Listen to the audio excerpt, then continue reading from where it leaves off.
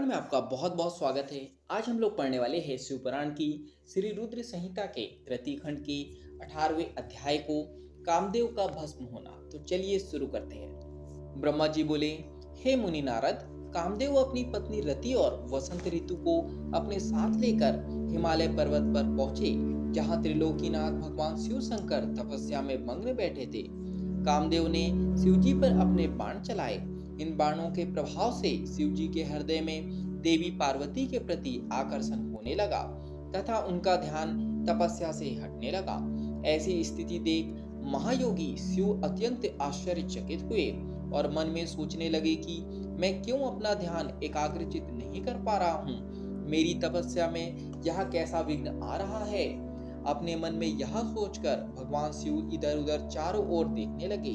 जब महादेव जी की दृष्टि दिशाओं पर पड़ी तो वे भी डर के मारे कांपने लगी। तभी भगवान शिव की दृष्टि सामने छिपे हुए कामदेव पर पड़ी। उस समय काम पुनः बाण छोड़ने वाले थे। उन्हें देखते ही शिव जी को बहुत क्रोध आ गया।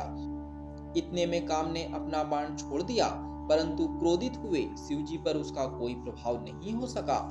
यह बाण शिव जी के पास आते ही शांत हो गया। अब अपने बाण को बेकार हुआ देख कामदेव डर से कांपने लगे और इंद्र आदि देवताओं को याद करने लगे। सभी देवतागण वहां आ पहुंचे और महादेव जी को प्रणाम करके उनकी भक्ति भाव से स्तुति करने लगे। जब देवतागण उनकी स्तुति कर ही रहे थे, तभी भगवान शिव के मस्तक के बीचों बीच स्थित तीसरा नेत्र खुला और उसमें से आग निकलने लगी। वह आग आकाश में ऊपर उड़ी और अगले ही पल पृथ्वी पर गिर पड़ी, फिर चारों ओर गोले में घूमने लगी। इससे पूर्व की इंद्रदेव या अन्य देवता भगवान शिव से क्षमा याचना कर पाते, उस आग ने वहां खड़े कामदेव को जलाकर भस्म कर दिया। कामदेव के मर जाने से देवताओं को बड़ी निराशा व दुख हुआ। वे यह देखकर बड़े व्याकुल हो गए कि काम उनकी वजह से ही शिव जी के क्रोध का भागी बना। कामदेव के अग्नि में जलने का दृश्य देखकर वहां उपस्थित देवी पार्वती और उनकी सखियां भी अत्यंत भयभीत हो गई। उनका शरीर जड़ हो गया, जैसे शरीर का खून सफेद हो गया हो। पार्वती अपनी सखियों के साथ तुरंत अपने घर की ओर चली गई। कामदेव की पत्नी रति तो मूर्छित होकर गिर पड़ी। मूर्छा टूटने पर वह जोर जोर से विलाप करने लगी। अब मैं क्या करूं, कहां जाऊं? देवताओं ने मेरे साथ बहुत बुरा किया, जो मेरे पति को यहाँ भेजकर शिवजी के क्रोध की अग्नि में भस्म करा दिया। हे स्वामी, हे प्राण प्रिय, ये आपको क्या हो गया? इस प्रकार देवी रति रोती बिलखती हुई अपने सिर के बालों को जोरों से लोचने लगी। हे स्वामी, हे प्राण प्रिय, ये आपको क्या हो गया? इस प्रकार देवी रति रोती बिलखती हुई अपने सिर के बालों को जोरों से नोचने लगी। उनके करुण क्रंदन को सुनकर समस्त चराचर जीव भी अत्यंत दुखी हो गए। तत्पश्चात इंद्र आदि देवता वहां देवी रति को धैर्य देते हुए उन्हें समझाने लगे। देवता बोले, हे देवी, आप अपने पति कामदेव के शरीर की भस्म का थोड़ा सा अंश अपने पास रख लो और अनावश्यक भय से मुक्त हो जाओ। त्रिलोकीनाथ करुणा निधान शिव जी अवश्य ही कामदेव को पुनः जीवित कर देंगे। तब तुम्हें पुनः कामदेव की प्राप्ति हो जाएगी। वैसे भी संसार में सब कुछ पूर्व निश्चित कर्मों के अनुसार ही होता है, अतः आप दुख को त्याग दे, भगवान शिव अवश्य ही कृपा करेंगे। इस प्रकार देवी रति को अनेक आश्वासन देकर सभी देवता शिव जी के पास गए और उन्हें प्रणाम करते हुए कहने लगे, हे भक्तवत्सल, हे त्रिलोकीनाथ भगवान, आप कामदेव के ऊपर किए अपने क्रोध पर पुनः विचार अवश्य करिए। कामदेव यह कार्य अपने लिए नहीं कर रहे थे, इसमें उनका निजी स्वार्थ कतई नहीं था। हे भगवान, हम सभी तारकासुर के सताए हुए थे। उसने हमारा राज्य छीनकर हमें स्वर्ग से निष्कासित कर दिया था। इसलिए तारकासुर का विनाश करने के लिए ही कामदेव ने यह कार्य किया था।